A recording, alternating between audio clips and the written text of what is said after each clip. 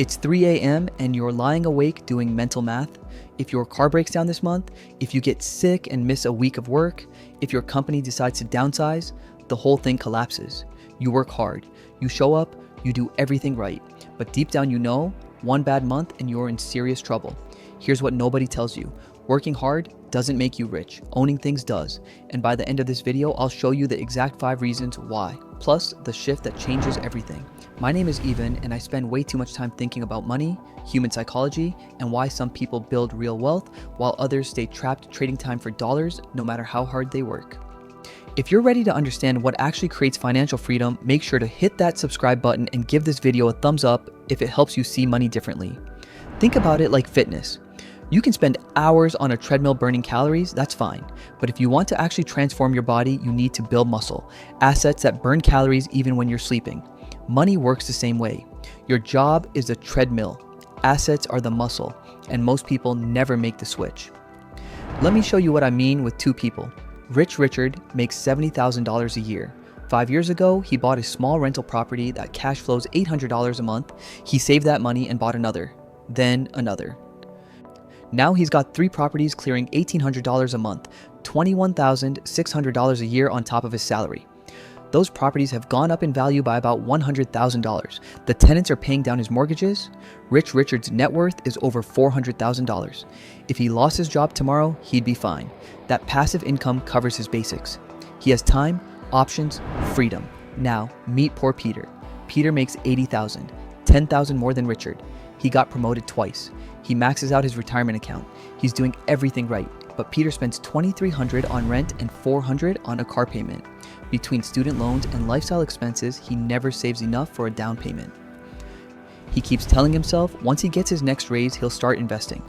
But there's always something: a wedding, a vacation, new iPhone. Peter's savings, outside retirement, is maybe $15,000. If he lost his job, he'd be in trouble within 3 months. Same age. Peter makes more, but completely different financial futures. The difference isn't effort, it's structure. Richard owns assets, Peter owns a job. Let me break down the 5 fundamental reasons why owning assets will always beat having a job. The first reason is the time prison. When you have a job, you're selling hours of your life. You give them time, they give you money. Sounds fair until you realize you only have so many hours. There are 168 hours in a week. Sleep takes 56. That leaves 112 waking hours. Even if you worked every waking hour, you hit a hard ceiling.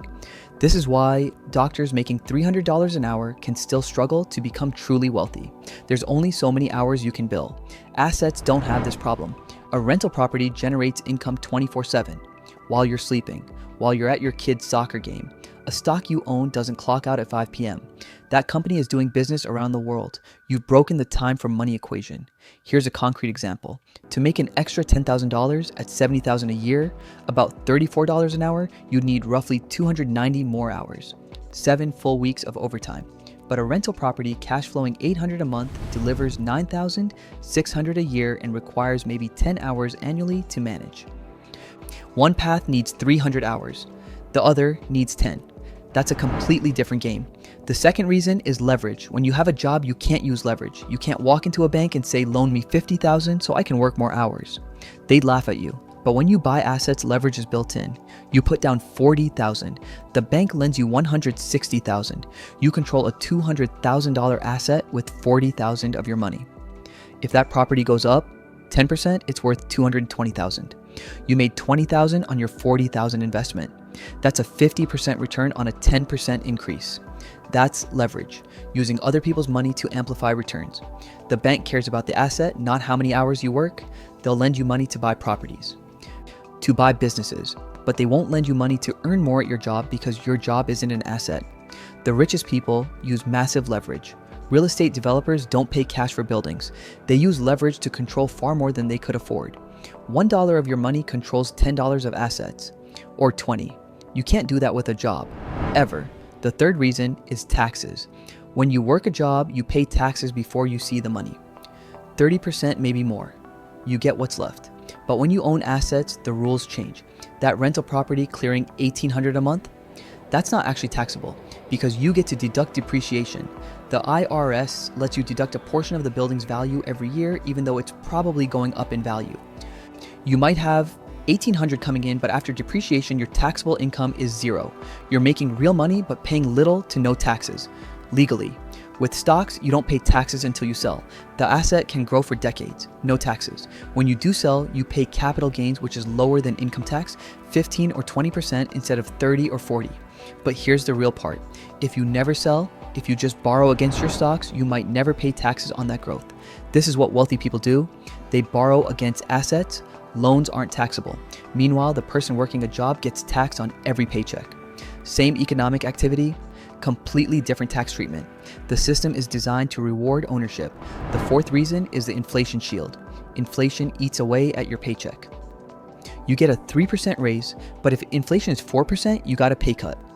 Your dollars buy less. Most jobs don't keep pace with inflation. Assets benefit from inflation, sometimes massively. When inflation goes up, rents go up, property values go up, but your mortgage stays the same. Your income increases while your biggest expense stays flat. Stocks rise with inflation because companies raise prices. If you own assets, you can adjust. But if you work a job, you can't demand a 20% raise because inflation went up. You're stuck. Here's an example. Someone bought a rental 10 years ago. Mortgage is $2,000 a month. It'll be $2,000 for 20 more years, but rent has gone from $2,500 to $3,800. Profit margin exploded, not because they did anything, the asset did the work. Meanwhile, someone at the same job for 10 years got a 15% raise, but expenses went up 30%. One wins, one loses.